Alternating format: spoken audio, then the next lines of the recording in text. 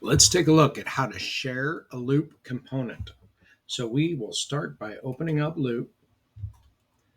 And once we're inside loop, we open our workspace and we go to our page.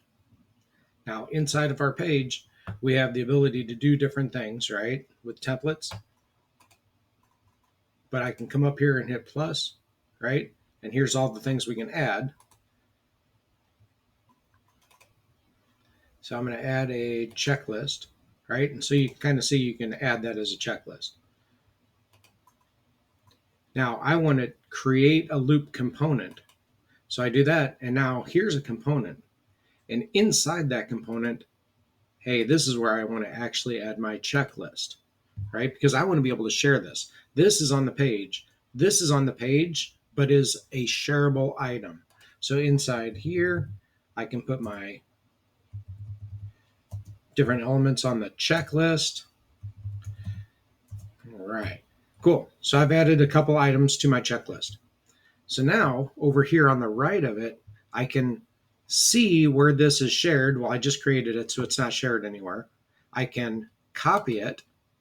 So I go ahead and copy it, gives me a link. And this can see who has access to this. So now that I copied this component, what I want to do is I want to share it because maybe people don't have access to the loop, or I don't want to have them come all the way to the workspace. I want to push it out to them. So in a chat, what I can do is I can paste that component. And there's my component, and there it is embedded within my Teams chat. And whoever's in here can add to it, right? I can click that because that's my checklist.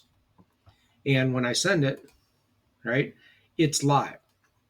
Now it works for people internal because loops don't include people external from your organization. So when you teams, you're teamsing inside your organization, and this shows up like this, right? And then I can check mark that one too, because now these are both check marked done.